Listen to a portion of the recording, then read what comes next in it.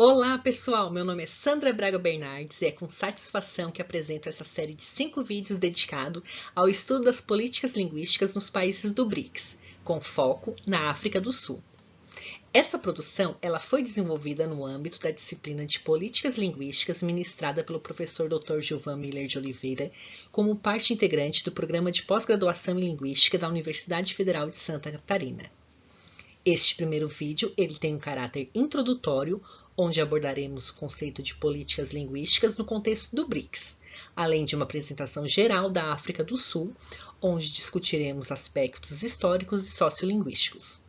Convido vocês a acompanharem esta jornada sobre a política linguística na África do Sul, um país que se destaca por sua complexidade cultural e por adotar uma das políticas linguísticas mais amplas do mundo, com 11 línguas oficiais reconhecidas constitucionalmente. Espero contribuir para uma reflexão sobre o papel das línguas na construção da cidadania e identidade de uma nação. Mas afinal, o que é o BRICS? O BRICS trata-se de uma parceria estratégica entre algumas das principais economias emergentes do mundo voltadas para a cooperação entre diversas áreas como política, economia e cultura. Inicialmente chamava-se BRIC e era composto por Brasil, Rússia, Índia e China. O grupo foi idealizado em 2001 e consolidou-se politicamente a partir de 2006 com sua primeira cúpula oficial realizada em 2009. Em 2011, a África do Sul juntou-se ao grupo, passando então a nomenclatura de BRICS.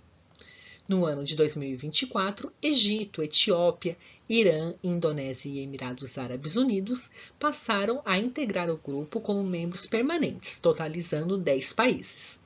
O BRICS não funciona como um bloco econômico formal, mas sim como um espaço de articulações políticas entre as nações com interesses comuns, visando transformar a governança global e criar alternativas às instituições financeiras tradicionais, como o FMI, que é o Fundo Monetário Internacional, e o BDI, que é o Banco Interamericano de Desenvolvimento.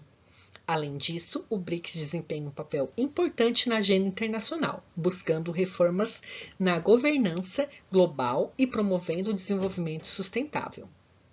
É importante ressaltar ainda que o BRICS possui também uma categoria de países parceiros que se beneficiam da cooperação com o grupo sem serem membros oficiais. A presidência do BRICS é rotativa, sendo assumida anualmente por um dos países membros, nesse ano aqui no Brasil. Agora que falamos um pouquinho sobre o BRICS, farei uma breve abordagem ao conceito de política linguística, que é o nosso foco de interesse. A política linguística envolve ações planejadas por governos ou instituições para promover, preservar, oficializar ou mesmo restringir o uso de determinadas línguas em espaços públicos, educacionais e institucionais. Segundo o linguista norte-americano Joshua Fishman, um dos pioneiros nesse campo, a política linguística refere-se ao conjunto de decisões e esforços conscientes feitos por governos ou instituições para influenciar o comportamento linguístico dos indivíduos e grupos sociais, especialmente em contextos de multilinguismo. Para Fishman, essas políticas envolvem tanto a promoção quanto a restrição de línguas, com o objetivo de regular sua função, uso, aquisição e manutenção na sociedade. Outro importante linguista que aborda essa temática é o linguista francês Calvet. Este destaca que a política linguística é a forma com que a sociedade organiza as relações entre língua e espaço social, sendo inseparável nas relações de poder.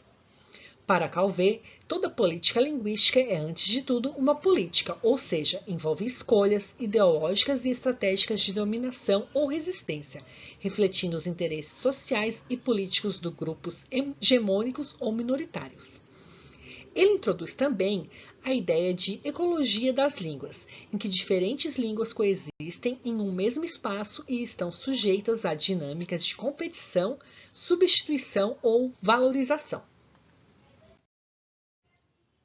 Agora que conhecemos um pouco sobre o conceito de políticas linguísticas, vamos voltar o nosso olhar para um exemplo emblemático que é a África do Sul.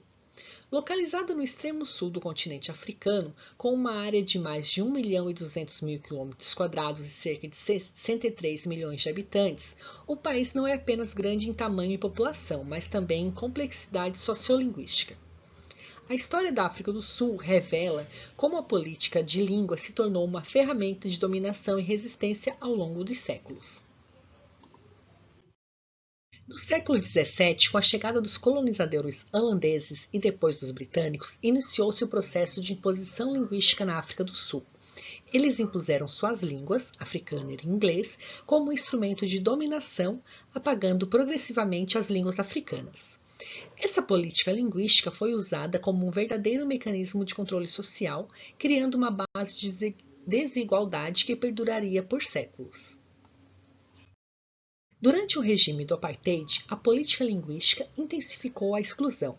O africâner e o inglês eram as línguas da administração, da educação e do poder, enquanto as línguas africanas eram sistematicamente desvalorizadas. Isso reforçou as divisões raciais e sociais, negando aos falantes nativos o acesso à cidadania plena.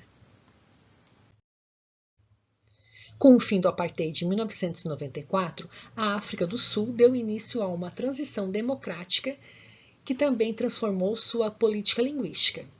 A Constituição de 1996 reconheceu 11 línguas oficiais, promovendo a diversidade cultural. Cada província passou a ter autonomia para valorizar a língua mais adequada ao seu contexto regional. A África do Sul possui 11 línguas oficiais, mas a distribuição dos falantes não é uniforme. A mais falada é o Zulu, com cerca de 23% da população, seguido pelo Xhosa, com aproximadamente 16%, e o Afrikaner, com cerca de 13%. O inglês, apesar de status de língua oficial e amplo uso em instituições, é a língua materna de apenas cerca de 9% da população. Outras línguas têm entre 4% e 8% de falantes.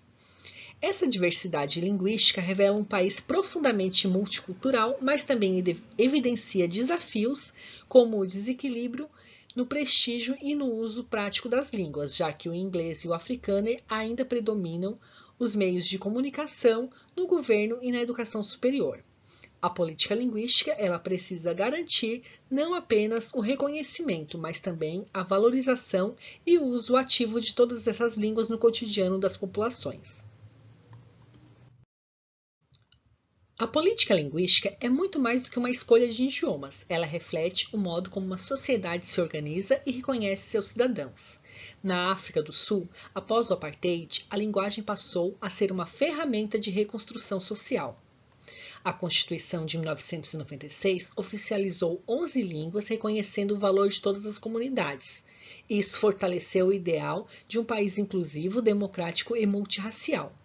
O futuro da política linguística na África do Sul depende da valorização efetiva das línguas africanas e da promoção linguística como direito fundamental da população.